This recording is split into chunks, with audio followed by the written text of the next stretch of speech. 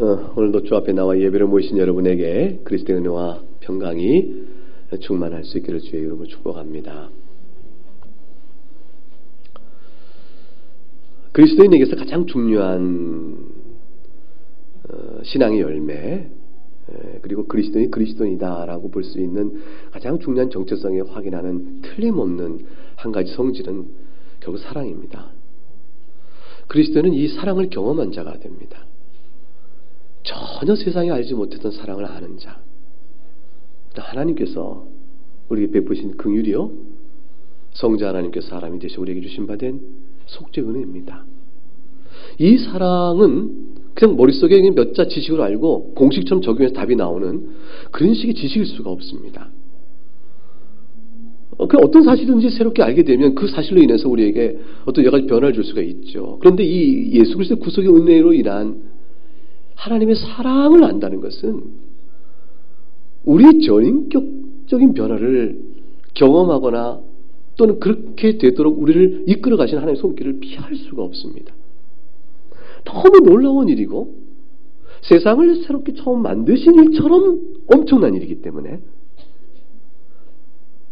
부활의 새 생명을 경험하듯 죽은 자였던 우리가 하나님의 사랑을 감격적으로 깨달았습니다. 이것은 여지껏 내가 살아온 어떤 자연적 기질과 습관과 성격에 도전을 주는 것이에요. 내가 이대로 살아도 될까? 내가 이게 내 성적에 맞는데? 이게 좋지! 라고 말했던 모든 익숙한 것들에 대해서 전부 새롭게 할 것을 요구하십니다. 정말이냐? 그대로가 옳으냐? 그것이 맞겠어? 이것은 평생에 주시는 도전들이에요. 이 가운데서 성도는 살아갑니다. 그러면 성도의 전인격 삶 속에서 한 가지 특징 주어진 삶의 모습이 드러나는 겁니다. 그게 뭐냐면 사랑입니다. 그건 정말로 사랑입니다. 오늘 본문에는 12장 9절에 사랑인 거짓이 없다 했습니다. 이 거짓이 없다는 말씀은 진실되다라는 말에 대한 표현 같은 것이고, 외식과 위선이 없다. 그래서 실제로 위선이 아니다, 이런 뜻이에요. 겉으로는 선인데 속으로는 아닌 것, 그런 것이 아니다. 진실한 마음입니다 라는 것입니다. 그 두 마음이 아니요 겉과 속이 같다라는 뜻이 되어지는데, 사랑은 그렇다는 사실이 어떻게 우리가 볼 때는 마땅한 거 아닌가? 라고 싶지만, 상당히 많은 사람들은 사랑을 그렇게 실행하거나 행하지 못하는 일이 태반입니다. 왜냐하면 부패한 성정은 이 사랑에 낯설기 때문입니다. 원죄로 인하여 우리는 심령이 정상적이지 않은 사람들 가운데서 중생의 은혜를 입어 이제 하나님의 말씀대로 순종해 살아가는 새로운 능력과 기회의 가능성을 갖고 있는 자이지만, 그러나 또한 옛성품에 실족하여 휙 넘어갈 수 있는 가능성도 여전히 있는 자들입니다. 이 성화의 은혜는 계속해서 우리에게 옛사람의 흔적에 끌려다니는 자들이 아니요, 우리가 하나님 앞에 하나님의 자녀 됐다는 이 엄청난 정체성을 계속 십자가 안에서 확인시켜주면서 마땅히 할 바가 무엇인가를 촉구하여 일깨워 주십니다. 그리고 능력을 주 앞에 구하게 하시죠. 기도함으로 성령의 도우심을 입어서 변화된 삶을 살아가도록 이끌어 가시는 쉼없는 하나님의 은총의 역사가 신자생활 전체에 미쳐지고 이끌어가게 되어집니다. 이 은총의 역사의 궁극적인 내용은 설령 죄를 범하는 일이 있다 할지라도 마침 다시 돌이키는 은혜, 회개를 통해서 증거되어지고 이끌어져 가게 됩니다. 이러한 인도함을 받고 있는 우리들에게 있어서는 사랑을, 거짓 없는 하나님의 사랑을 우리가 배우게 되어집니다. 주의 이름을 부르고 회개하는 자에게 하나님께서 구원하신 은총을 거짓으로 베푼 적이 없는 것이죠. 그리스도의 이름을 믿고 나오는 자에게 구원이 있겠다고 말씀하신 내용, 세상 죄를 위하여 죽으신 그리스도시라라고 말한 내용, 이 복음적인 보편적인 일반 사람들 향한 부르심이 내가 믿고 왔더니 아니라고 하시네, 이런 일이 없게끔 하십니다.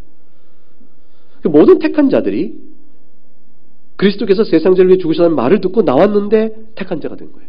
택한 자인 줄을 알게 되었는 은혜 가운데서 하나님께서는 우리에게 복음을 전해준 일들에 대한 신실한 부르심을 이끌어 가십니다. 하나님의 사랑은 진실하십니다. 그리스도께서 죽으신 것은 정말로 우리 죄를 위해 죽으신 것이에요. 정말로 우리 죄를 위해 죽으신 것이지, 그런 의미에 있어서 하나님의 사랑은 신실하십니다. 하나님께서 우리를 중생시킨 자는 끝까지 구원하십니다. 그런 의미에서 우리를 놓지 않으세요. 하나님은 택한 백성을 나의 자녀로 부르시는 사람을 나중에 바꾸지 않으십니다. 그래서 신실하십니다. 이 은혜를 경험하는 것이에요. 계속해서 신자가 살면서 경험합니다. 이 경험하는 가운데 우리가 사랑은 진실되고 거짓됨이 없다라는 새로운 사랑을 배우게 되어집니다. 사랑에 대한 하나님의 사랑을 우리에게 부어주신 바 되어서 우리가 배우는 사랑이 어떤 것인가, 또 어떻게 드러나는 것인가에 대한 적극적인 설명은 12장 오늘 9절의 말씀에 대한 간단한 주해를 골로새서 3장에서 우리가 볼 수가 있습니다. 넘겨보겠습니다. 골로새서 3장 12절과 15절 말씀 열어보시기 바랍니다. 이 시간을 좀 걸려서 볼 것입니다. 골로새서 3장 12절부터 15절 말씀. 그러므로 너희는 하나님이 택하사 거룩하고 사랑받는 자처럼 긍휼과 자비와 겸손과 온유와 오래 참을 옷 입고, 누가 누구에게 불만이 있거든 서로 용납하여 피차 용서하되 주께서 너희를 용서하신 것 같이 너희도 그리하고, 이 모든 것 위에 사랑을 더하라. 이는 온전하게 매는 띠니라. 그리스도의 평강이 너희 마음을 주장하게 하라. 너희는 평강을 위하여 한 몸으로 부르심을 받았나니 너희는 또한 감사하는 자가 되라. 주의 말씀입니다. 여기서 사랑은 어떻게 설명이 되냐면 하나의 특징이 발견됩니다. 그 14절 말씀에 이 모든 것 뒤에 사랑을 더하라 그랬습니다. 왜냐하면 사랑은 무엇이기 때문에? 온전하게 매는 띠이기 때문이라고 말합니다. 사랑, 이 모든 것이 가리키는 것은 12절에 나와부터 13절에 걸쳐있는 긍휼이요, 자비요, 겸손이요, 온유요, 오래 참음이요, 또 13절에 용서입니다. 이 모든 것들 자체가 사랑 일터인데, 그런데 이 모든 것들 위에 사랑을 더하라 라고 말씀하므로, 그리고 이어서 말씀하시기를 그 필요성에 대해서 이걸 다 묶어서 온전하게 해준다라고 말씀합니다. 이건 매우 특별한 사랑의 역할이 있고 기능이 있고 성질이 있다는 것이죠. 이런 것을 왜 해야 합니까? 이런 동목들을 하되 사랑으로 해야 하는 동기가 뭡니까? 동기는 이겁니다. 12절에 너희는, 첫 번째, 너희가 어떤 자인가 생각하라. 너희는 하나님이 택한 자요, 택하여 너희를 거룩한 자로 삼은 자요, 동시에 너희가 사랑을 받은 자라. 받는 자라고 되어 있는데, 이 받는 자는 시제적으로 완료 형태입니다. 헬라 원문은. 따라서 너희가 이미 사랑을 받은 자라가 되어 있어요. 너희는 택함을 받은 자요, 거룩한 자요, 사랑을 이미 받은 자이니 그 사랑을 아는 자가 되었으니 너가 사랑을 하라, 이렇게 말씀하시는 거예요. 또 두 번째 이유는 이 사랑의 구체적인 실현입니다. 우리가 어떻게 하나님의 택함과 거룩한 사랑을 받은 자로 무엇을 더 우리가 받았습니까? 이렇게 물어볼 때 답은 뭐냐면 13절 하반절에 주께서 너희를 용서하신 것이 너희도 그러하라 그랬어요. 주님께서 너희를 용서하신 자가 돼. 용서받았다. 그러므로 이 모든 신앙적 덕목, 긍휼, 자비, 겸손, 온유, 오래 참음, 그리고 용서, 이것들 위해 사랑을 더하라 하고 말씀합니다. 이 모든 신앙 덕목을 행할 이유가 있을 뿐더러 이 모든 걸 행함에 있어서 사랑으로 해야 될 뚜렷한 이유가 있다. 이게 세상이 모르는 이유라. 그게 뭡니까? 하나님의 택하심이요, 거룩하게 하심이요, 사랑을 받았자는가. 세상에 알 수 없는 특별한 것을 이야기합니다. 예수 그리스도의 용서를 받자는가.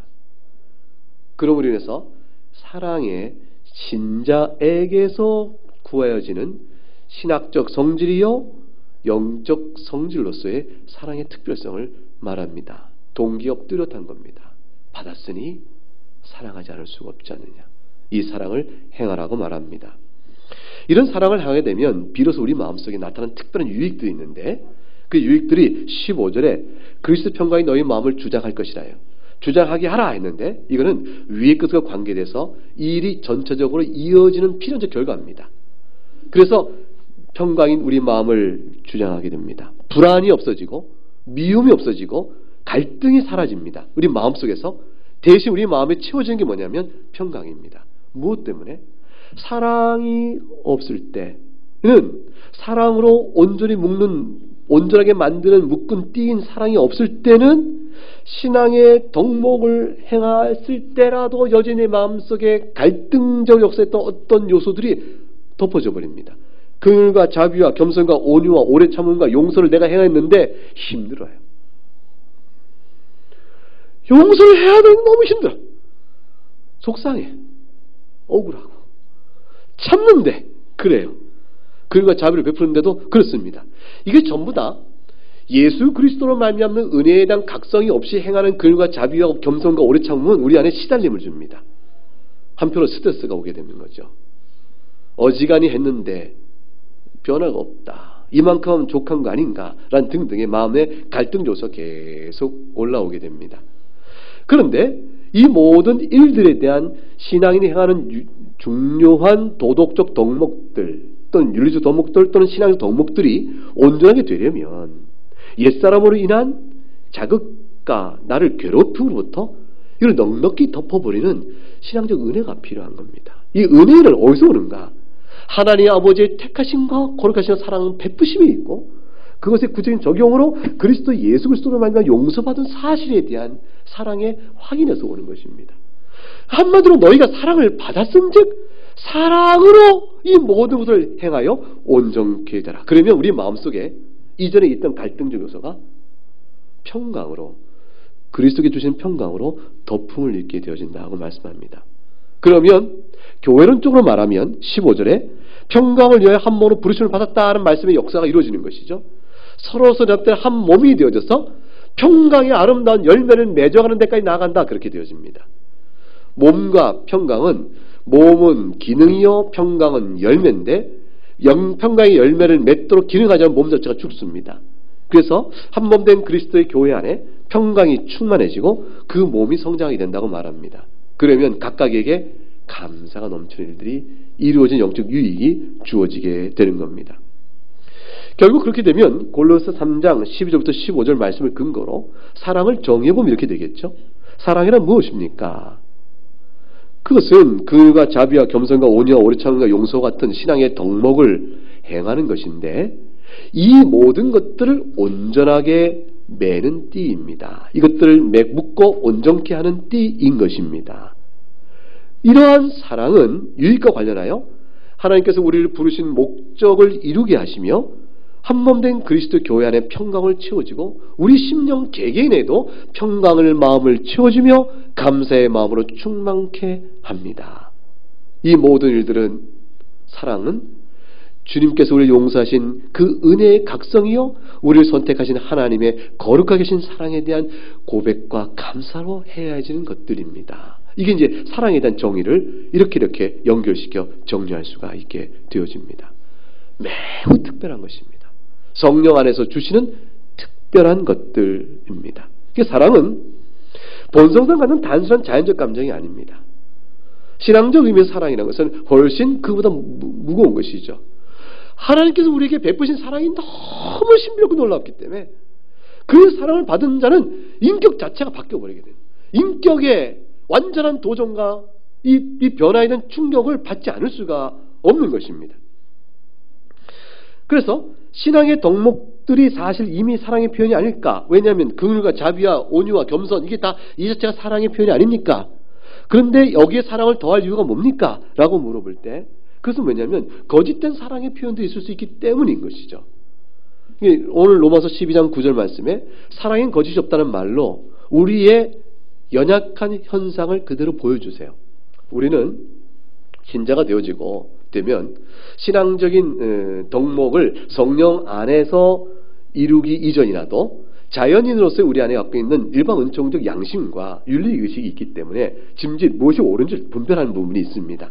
그래서 교회에 출석하고 그리스도 몸된 교회에 지적이 이렇게 서로 엮어질 때 도대체가 마음에 안 드는 게 많은 거예요. 그렇지만 예를 갖춰서 적당한 범위로 참아내어지고 또 관용도에 베풀어주고 또 이렇게 예를 갖춰 대하기도 하죠. 그러나 그것이 인내가 한계가 오고 갈등이 오고 괴로움도 오고 답답해지고 속상함도 오고 또 불만도 생기게 되어집니다.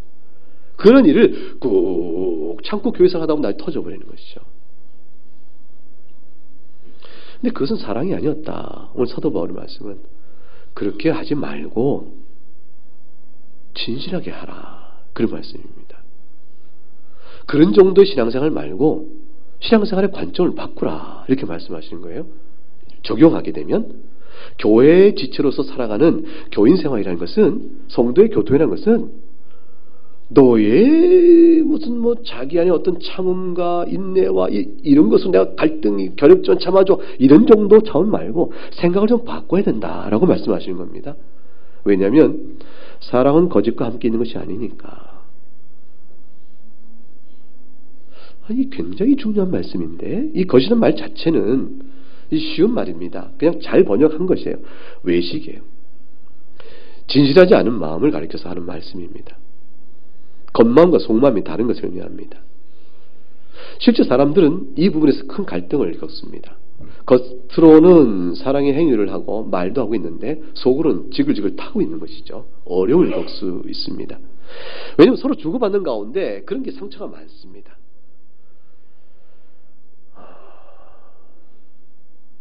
우리가 다 왜 그러냐면 온전치 못해서 그렇습니다. 우리는 항상 말씀을 받으면서 기억을 할 게 뭐냐면 온전치 않은 우리의 모습을 재발견하는 것이에요. 그리고 그 이유가 어디 있냐면 옛사람의 흔적이 내 안에 이렇게 작용하고 있구나 라는 사실에 대한 냉정한 객관적 관찰입니다. 그리고 말씀 앞에서 바라볼 것이 무엇이고 구할 것이 무엇인가에 대한 또 새로운 확인이에요.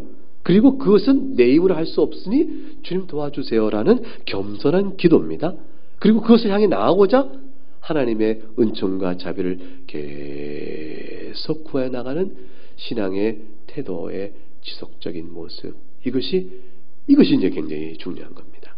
그렇게 되면 책망이 아니라 위로가 우리에게 주어집니다. 책망이 아니고 위로가 주고 무능력자가 아니라 능력의 형태로 주어지며 괴로움이 아니라 행복감으로 바뀌는 경험들을 우리가 할 수 있게 되어집니다. 고린도전서 13장에 가게 되면 사랑의 양태가 어떤 것인지 자세히 설명되어 있습니다. 고린도전서 13장을 한번 가보겠습니다.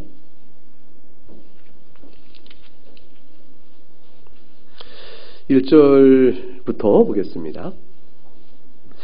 내가 사람의 방언과 천사의 말을 할지라도 사랑이 없으면 뭐가 됩니까? 소리나는 구리와 울리는 꽹과리. 무슨 얘기가 됩니까? 쓸모가 없다 그 말이죠. 방언과 천사의 말이 얼마나 귀해요? 굉장히 신비롭고 영광스럽고 귀한 것인데 아무 쓸모가 없다 그랬어요. 그 다음에 내가 예언한 능력에서 모든 비밀과 모든 지식을 알고 산을 옮기는 모든 믿음이 있을지라도 사랑이 없으면 뭐라고 되어 있습니까?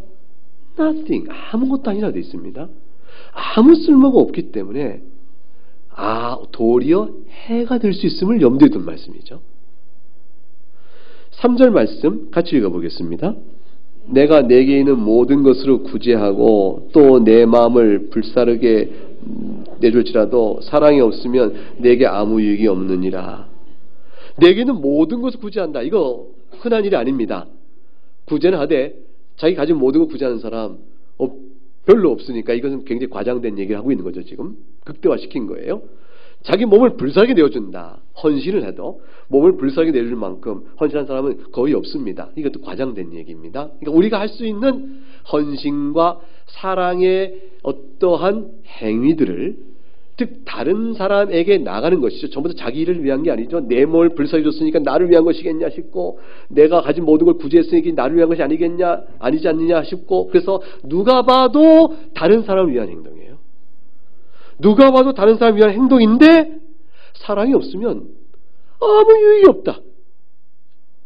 여기서 사랑이 없으면 아무 유익이 없다는 것의 기준은 뭐냐면 하나님이십니다. 사랑이 없다는 말은 왜 사랑이 없다고 하지? 하나님 보실 때 사랑이 없는 거예요. 유익이 없다는 것도 하나님 보실 때 유익이 없는 겁니다. 무슨 말이냐면 사랑은 하나님을 사랑하고 이웃을 사랑하는 율법의 계명을 실현함에 있어서 사랑의 성질이 드러납니다. 그러면 하나님을 사랑하지 아니하면 이웃사랑은 하나님의 사랑에 붙어있는 결과예요. 적용입니다.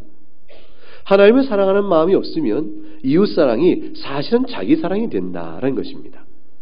겉보기에는 이웃사랑이 행동으로 드러났는데 그것이 근원적으로 하나님을 사랑하는 마음이 없으면 자기 사랑을 가지고 그것을 하게 되어진 것인데 자기 사랑을 위하여 하는 그 행동이 하나님 앞에서 보실 때 그에게 무슨 유익이 있겠냐 하는 것입니다. 결국 자기의 의의와 자기 인정을 위하여 자기 높임을 위하여 자기를 위하여 행한 모든 행동의 결과는 사람들 앞에는 인정을 받는지 모르지만 하나님 사랑으로 한 것이 아니기 때문에 하나님 앞에서는 아무 유익이 없을 뿐더러 그 자신 또한 어떤 문제가 생기냐면 기대만큼 인정이 안 올 때가 있어요. 그럼 불만과 원망과 분노와 또는 강한 뭐가 됩니까? 원망이 생기게 되어집니다. 아니 다른 사람 나보다 못했는데 그 자의 칭송이 더 가길 수가 있습니다. 이게 뭐야? 비교의 시기가 생기고 질투가 생기고 억울함이 생기기 시작합니다. 이 모든 일들이 사랑이 없으면 이런 말 속에 담겨있는 의미입니다. 하나님을 사랑하며 행하지 않는 일은 우리에게 자기 사랑을 위한 일이므로 피곤케 된다는 뜻이에요. 하나님 앞에 인정을 못 받으니 유익도 없을 뿐더러 스스로도 피곤케 되어진다라는 말씀을 주고 있는 겁니다. 주님이 이 말씀을 마태복음 6장에서 잘 설명하셨어요. 우리 마음은 중생자라도 부패한 옛사람의 흔적이 작용적인 기제로 남아있기 때문에 이 말씀을 들어 주님이 우리에게 가르치시는 것이에요. 잘 생각해봐라. 잘 생각해봐라. 어떤 사람이 하나님 앞에서 많은 수고를 다했어요. 나름대로 열심을 다했어요. 그런데 마음에 괴로움이 있어요. 하나님 너무 속상해요. 기도하는데 하나님 왜 도대체 사람들이 이래요? 나 좀 억울해요. 막 이렇게 기도를 막 했을 때 하나님께서 오늘 본문의 말씀을 주실 때 뭐라고 가르치신 것이에요? 정죄가 아니에요. 너 이놈 정죄가 아니고 생각을 바꿔라. 생각을 바꿔라. 다시 한번 생각해봐. 그거예요. 하나님을 사랑하는 마음으로 네가 하는 행위를 다시 한번 살펴보거라. 그래도 그렇게 억울하니? 그렇게 억울하니? 그렇게 속상스러워? 그렇게 원망스러워? 주님 그걸 말씀하시는 거예요. 네가 하는 것은 너를 사랑한 것이니 아무 소용없다 하고 말씀하시며 죄로 다스려 치워버리는 게 아니에요. 신자를 향해서 하나님이 그렇게 다루지 않으세요. 옛본성에 시달리고 있는 우리들을 불쌍히 여기시잖아요. 말씀으로 가르치시는 것이에요. 자, 우리가 자녀를 징계할 때, 초달할 때 때리기 위한 목적이 아니요, 끌어내기 위한 목적이 아니요, 잘못된 자라고 낙인 찍기 위함이 아니라 뭐죠? 생각을 돌이켜 바르게 깨달아 부모의 사랑을 깨달으면 돼요. 하나님 우리에게 똑같이 오늘 말씀이 그거예요. 잘 생각하세요. 우리가 하는 많은 일 속에 하나님 사랑이 없이 하는 많은 것들은 우리를 슬프게 하고 피곤케 합니다. 그 피곤을 쪄들어 하나님께 우리는 기도하고 하나님 도와주세요라고 이럴 수 있냐고 원망도 많이 했어요. 기도를 했을 때 하나님 보시면 딱한 기도인 거예요. 딱한 기도예요. 그 기도를 할 수 있지 않냐? 그 기도가 감사로 바뀔 수 있지 않겠냐? 어떻게 해요? 사랑으로 했니? 다시 한번 생각해봐. 하나님 생각을 바꾸세요. 마태복음 6장 1절과 4절 가면 아주 동화 같은 아주 적나라한 얘기가 나옵니다. 마태복음 6장을 넘어가 보겠습니다.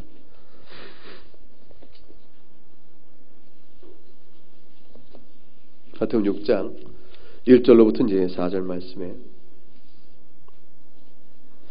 사람에게 보이려고 그들 앞에서 너희 의를 행하지 않도록 주의하라. 그래야 하지 아니하면 하늘에 계신 너희 아버지께 상을 받지 못하니라. 그렇게 돼 있죠. 그게 뭐가 됩니까? 사람에게 보이려고 행하여 의를 드러내는 것은 하나님께서 주시는 상을 받는 것과 뭡니까? 적대적이에요. 배반적이에요. 같이 못 간다 그 말입니다. 어떤 사람에게 보이려고 했습니다. 자, 나쁜 일을 하고 있는 사람이 지금 나쁜 일을 하면서 사람이 보이려고 했을까요? 이 사람이 보이려고 한 일은 사람 볼 칭찬받을 만한 일일까요?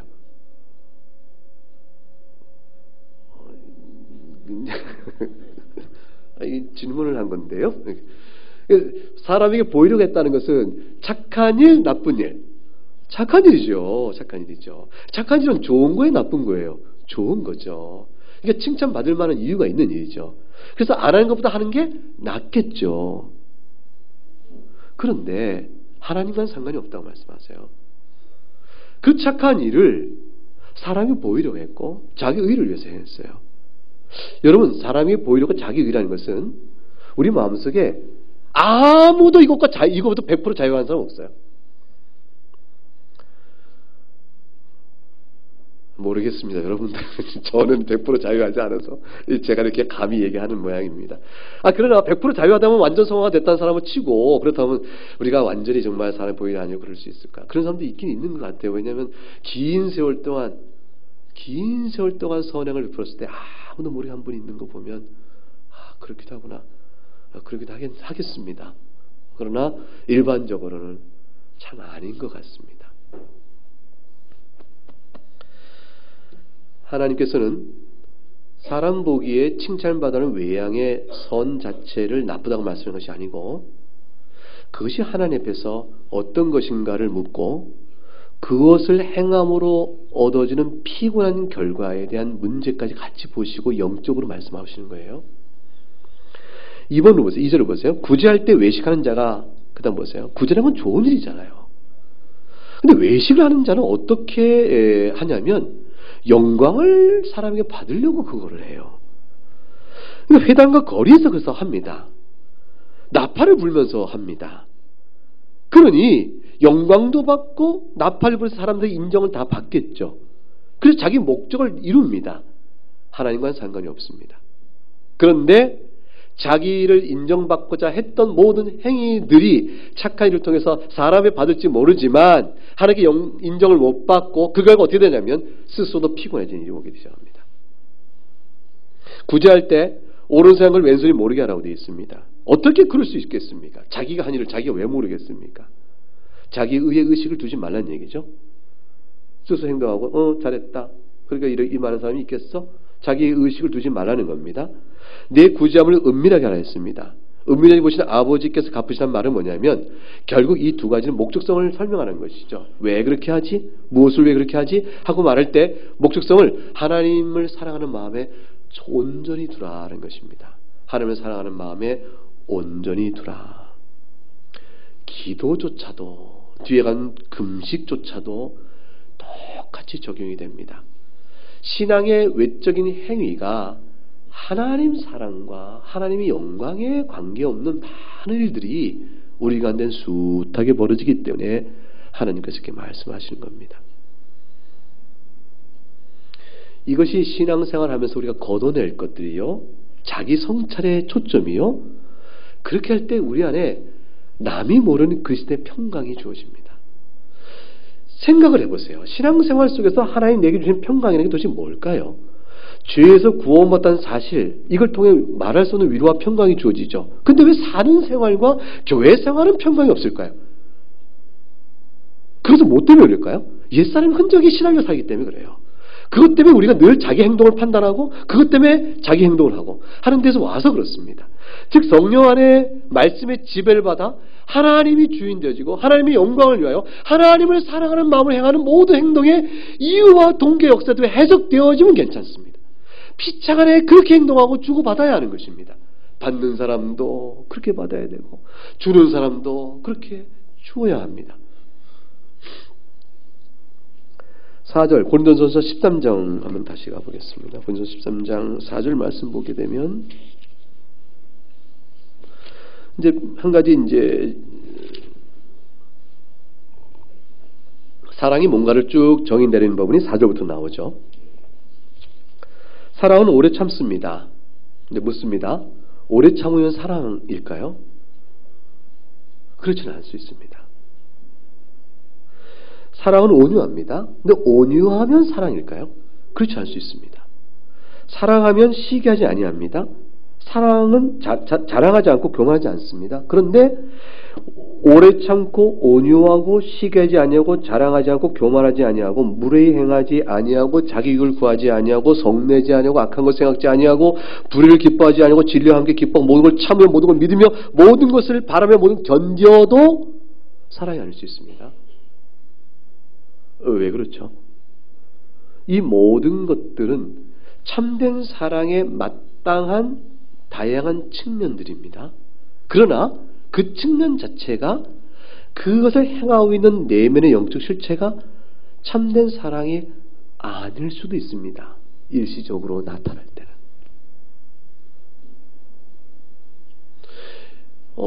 하나님께서 여기서 믿음과 소망, 사랑 가운데 그 중에 이것은 항상 있을 것인데 그 중에 제일은 뭐라고 그랬죠?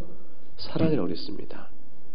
이 사랑은 하나님을 향한 사랑의 마음으로 행하는 사랑입니다. 하나님을 사랑하기 때문에 이웃을 사랑하는 그 사랑입니다. 그래서 만일 오래 참았어요. 근데 나중에 이거 억울해요. 온유하게 했어요. 나중에 화가 더 나는 거예요. 시기하지 않았어요. 근데 열등감이 확 들어요. 아니면 나는 뭐 그보다 못한다는 마음이 은근히 올라와요. 이런 모든 것들은 다 사랑으로 행한 것이 아닙니다.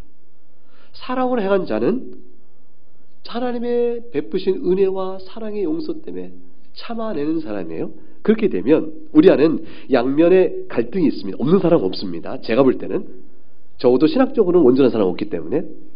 여러분은 어떤지 모르겠어요. 근데 보세요. 한편으로 내가 하나님 사랑하는 마음으로 참습니다.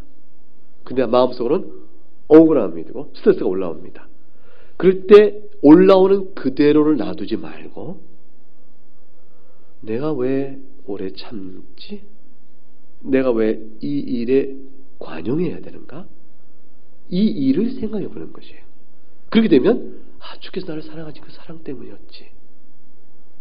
그러므로 하나님의 사랑 때문에 이걸 참아내는 거야 라고 돌이켜지면 억울한 마음이 해소가 되어지면서 뭐가 되냐면 누그러지면서 하나님의 칭찬이 그 마음을 채웁니다.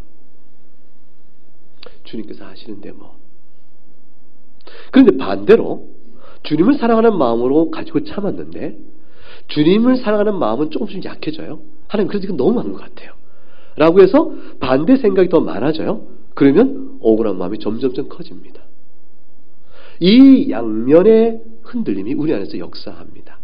우리는 예수 안에서 중생한 자이기 때문에 이 두 가지의 양면의 갈등적 구조 또는 신앙적인 흔들림이 전혀 없는 사람, 한쪽으로만 치우친 사람일 수가 없습니다. 여러분이 만일 온전히 하나님의 사랑만을 생각하면서 이걸 다 해낸 사람이면 여러분은 이 세상에 지금 안 계셔야 될 거고요. 얼른 가셔야 될 거고.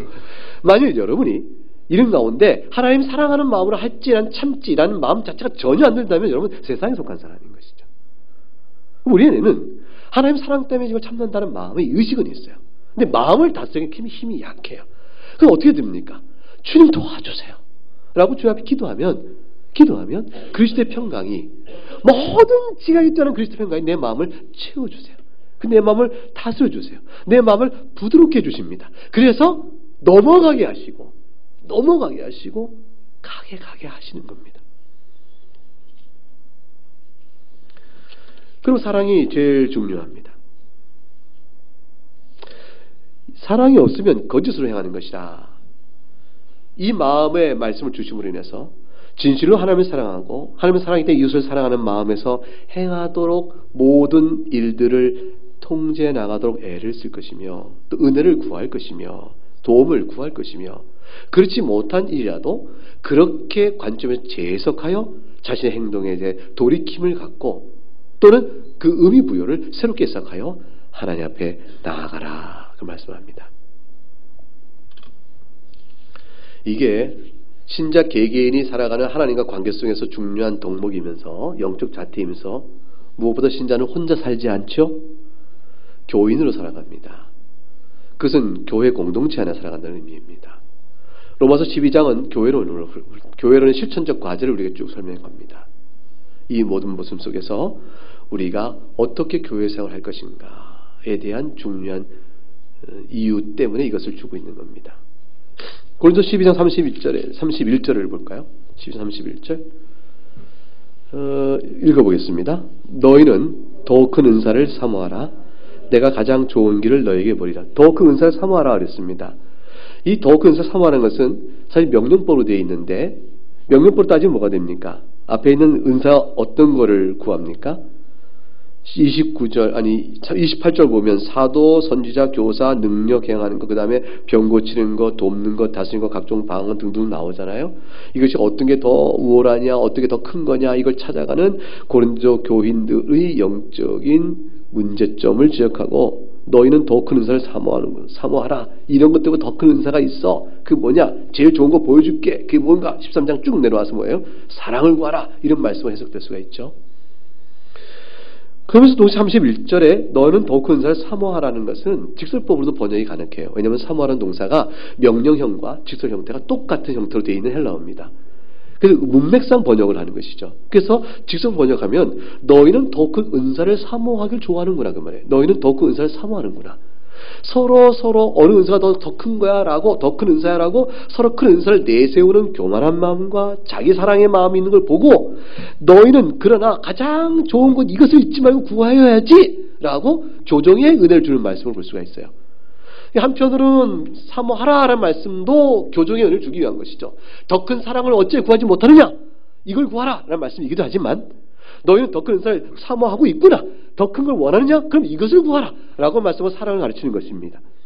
그 사랑이 왜 가장 중요한 은사일까요? 이 모든 은사를 온전하게 해주는 띠이기 때문인 것입니다.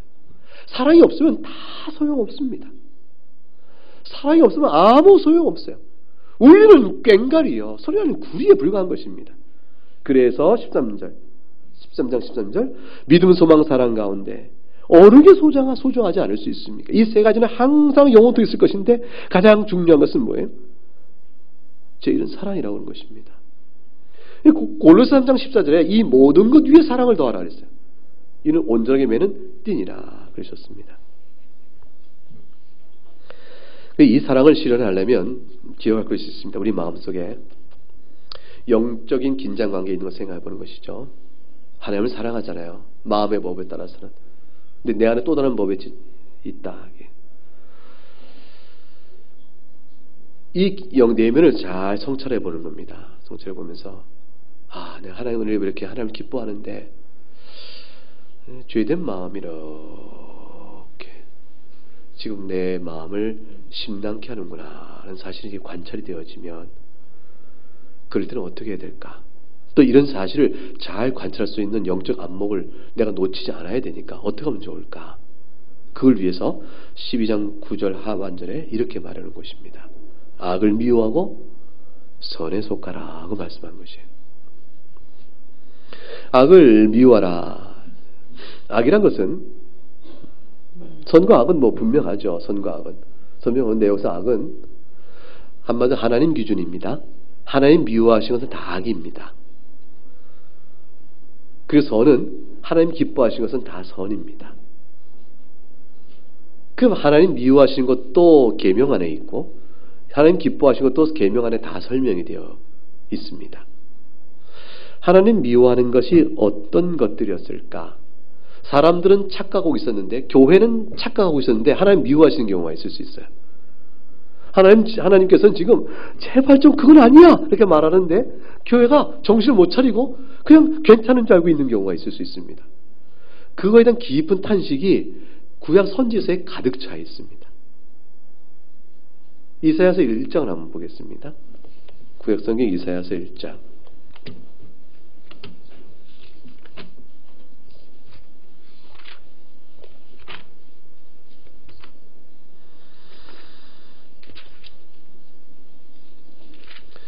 (2절부터) 4절까지 말씀을 한번 보겠습니다. 2절 한번 같이 읽어보겠습니다. 시작. 하늘이여 들으라, 땅이여 귀를 기울이라. 여호와께서 말씀하시기를 내가 자식을 양육하였거늘 그들이 나를 거역하였도다. 하나님께서 하도 기가 막혀서 누가? 이스라엘이 하는 행위가. 그래서 하나님께서 하늘과 땅을 소환합니다. 하늘! 너희 다 들어. 귀, 땅, 너도 귀를 잘 봐라. 너희 다 봤지? 하늘과 땅은 하늘과 땅 아래서 벌어진 모든 일에 대한 증인입니다. 천지를 증인으로 소환하여 하나님께 지금까지 하는 이제 이스라엘 향한 말씀의 증인으로 삼습니다.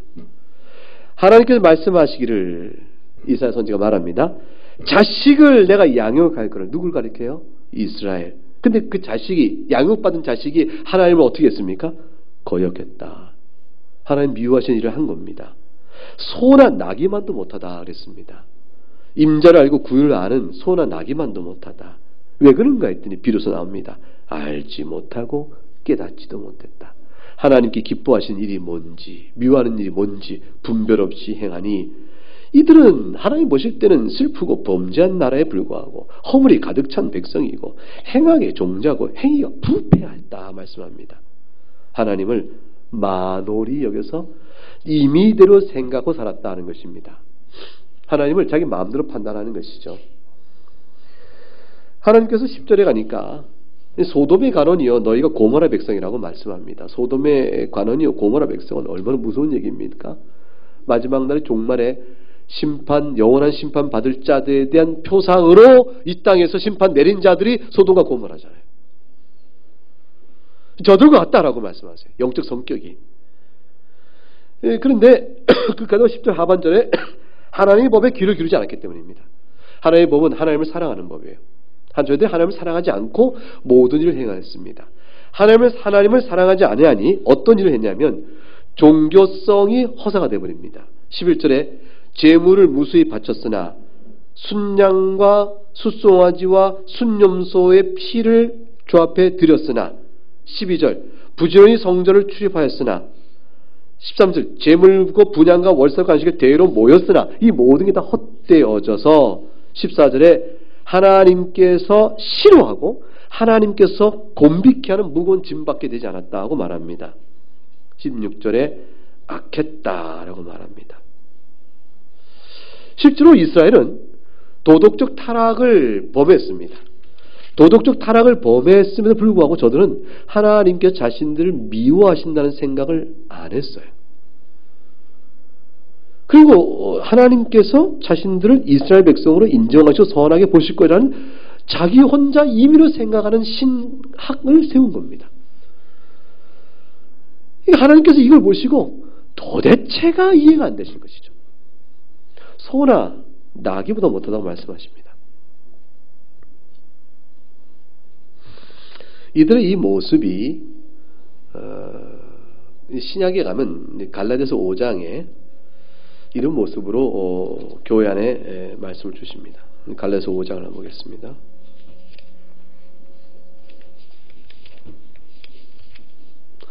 갈라디아서 5장 19절 보게 되면 19절부터 이제 21절이죠. 육체의 일은 분명하니 곧 음행과 더러운 것과 호색과 우상 숭배와 주술과 원수 맺는 것과 분쟁과 시기와 분냄과 당짓는 것과 분열함과 이단과 투기와 술 취함과 방탕함과 또 그와 같은 것들이라. 전에 너희에게 경계한 것 같이 경계하노니 이런 일을 하는 자는 하나님의 나라를 유혹으로 받지 못할 것이라 했습니다. 하나님 나라를 유혹을 받지 못할 자들의 양상이 드러나 있습니다. 이들의 이러한 양상이 어떻게 드러나 보면 음행과 더러운 것과 호색을 합니다. 쾌락의 이름이죠. 그들이 사랑의 이름으로 붙이건 쾌락의 이름으로 붙이건 어떻게 하든 하나님이 미워하신 일을 합니다. 종교적 하나님을 섬기는 일이라고 말하면서 사실 우상 숭배의 뒤틀린 영적 태도로 하나님을 잘 섬기겠다고 자기들이 임의로 간주합니다. 주술 행위를 하면서 하나님을 섬기겠다고 생각합니다. 원수를 맺고 분쟁과 시기, 분쟁과 당진과 분열함과 그걸 통해서 교회를 갈라놓고 있으면서 자신이 옳다는 주장을 해요. 내가 옳다는 이유 때문에 하나님 미워하시는 원수 맺는 것, 분쟁, 시기, 분난, 당짓는 것, 분열시키는 것을 악한 줄 모르는 겁니다. 진리를 주장하고 있다는 자기의 고집과 판단 속에서 이단적 가르침을 해가고 있으나 죄인 줄 모르는 겁니다. 투기, 술 취함, 방탕함 이 모든 것들 다 자기 죄성대로 방자에 행하면서도 뭐 괜찮다고 생각하는 것이에요. 이것을 교회 안에서 이런 일을 벌일 수 있다는 걸 의미하죠. 하나님 나라 유혹을 받지 못할 자들입니다. 세상 교회 바깥에 있는 자들이 무슨 문제가 있겠어요. 이것이 갈라디아 교인들에게 이 갈라디아서를 주고 있는 것은 교회 회람 서신이에요. 다 이거는 너희가 지금 어떻게 신앙생활 있는 걸 보라는 것이거든요. 우리의 타락한 부패한 옛 본성대로 살아가는 모습 이런 것들 다 옳다 하기 쉽기 때문에 하신 말씀입니다. 근데 이런 모든 것들에 대해서 오늘 로마서 12장 9절 말씀은 악을 미워하라 그러셨습니다.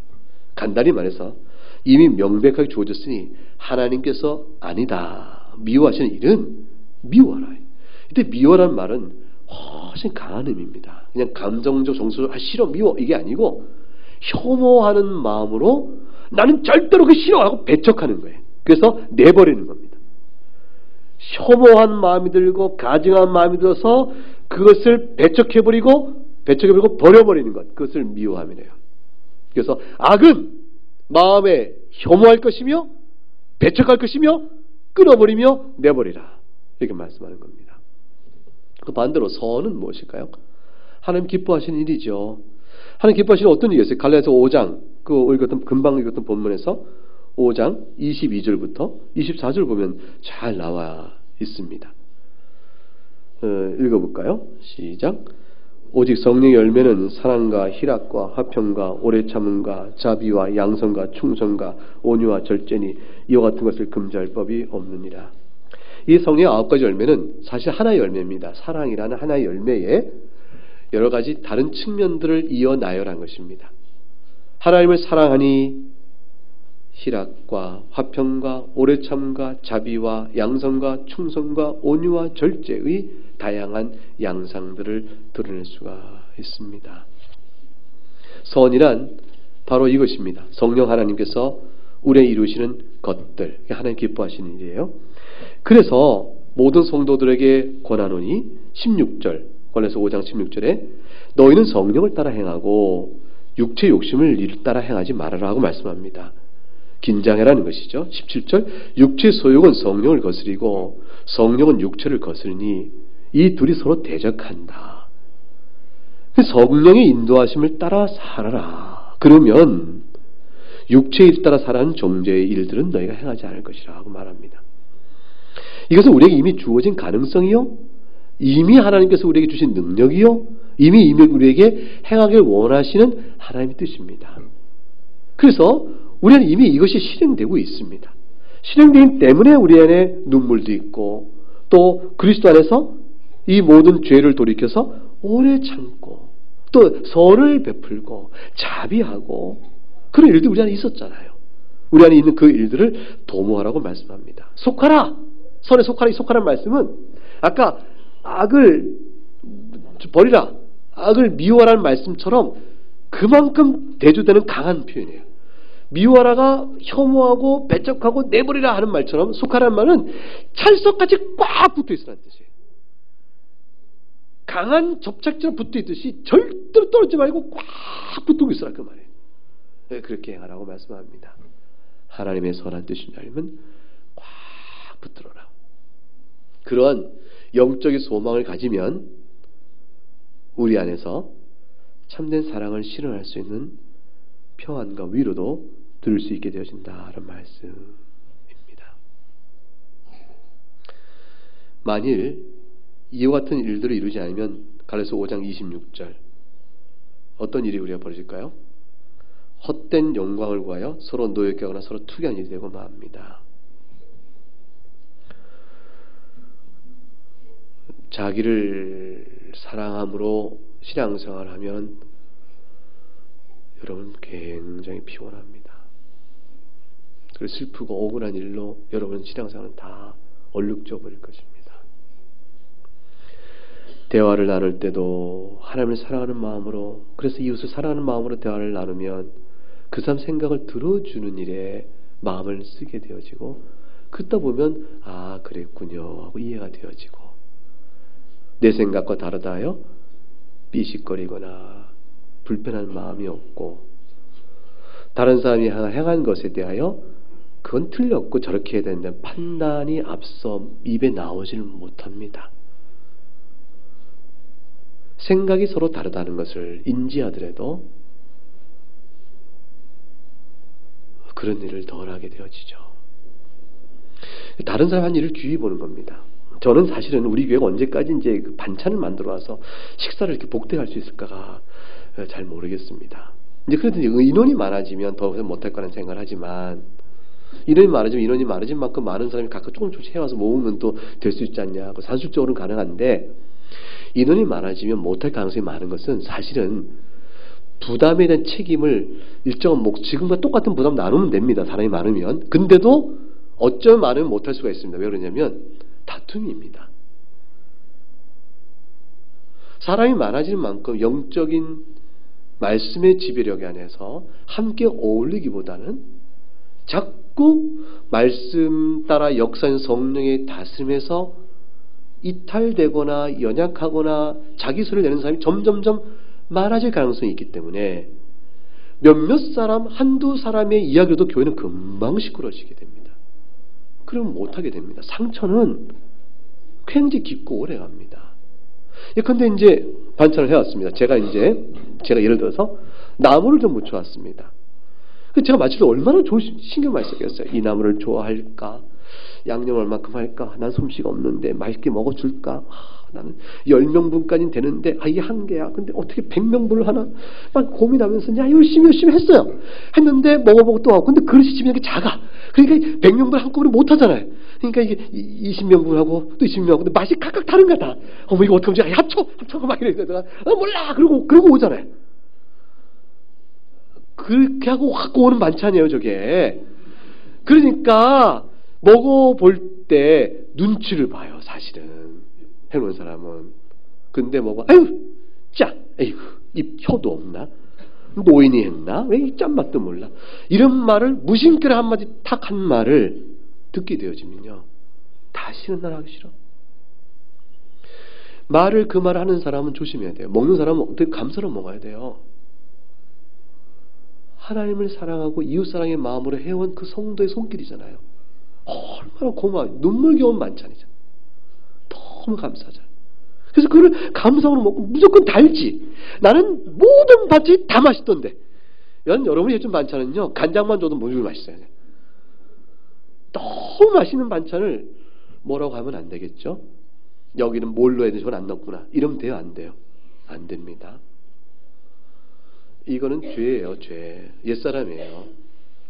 절대로 중생자가 성령에 따라 하시는 말씀 그 말 안 합니다. 그럼 반대로 우리가 그런 말을 하거나 먹는 사람 기쁨으로 먹거나 했을 때 그 일을 우리가 지금까지는 그까지 무난히 해온 것 같습니다. 제가 믿기에는. 근데 아마 그 일이 한번 시험들이 딱 좋은 곳인데 잘못되면 우리 못합니다. 그래서 제가 언제까지 할 수 있을까? 기도하는 마음으로 하나님 반찬 주세요.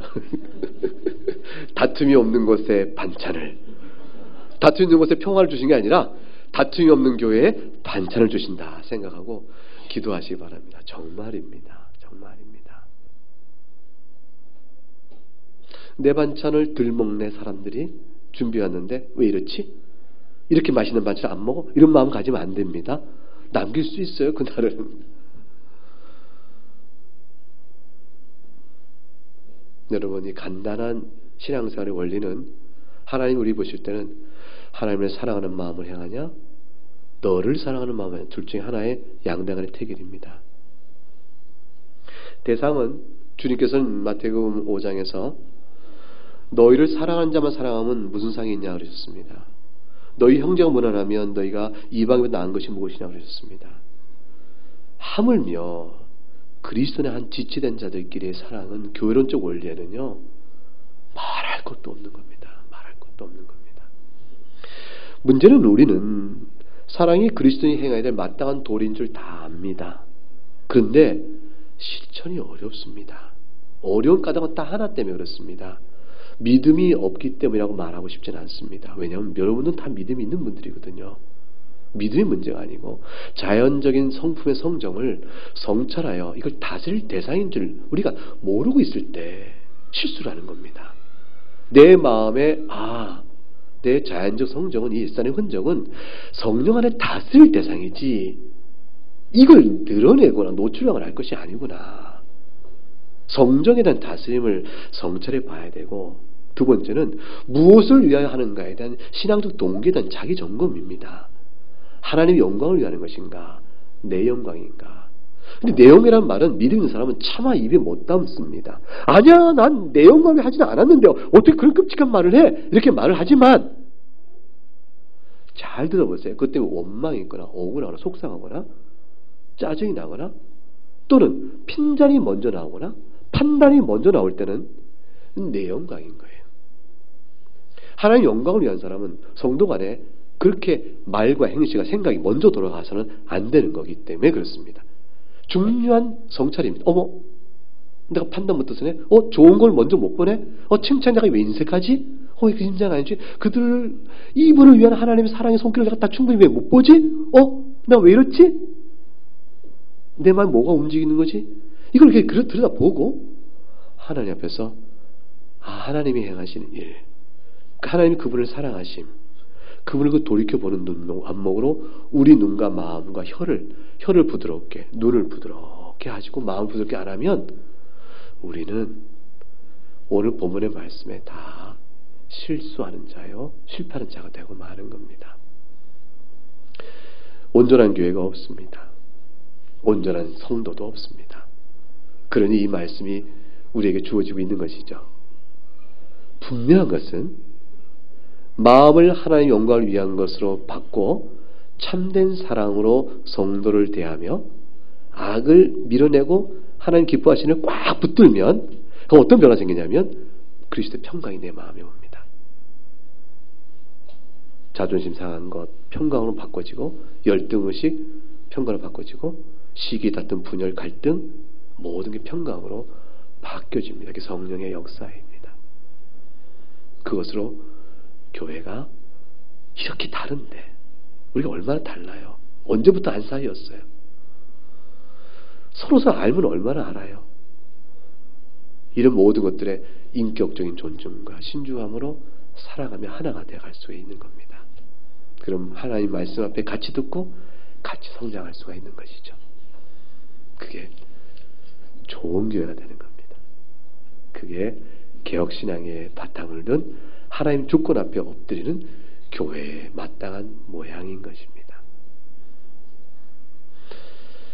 찬송하겠습니다.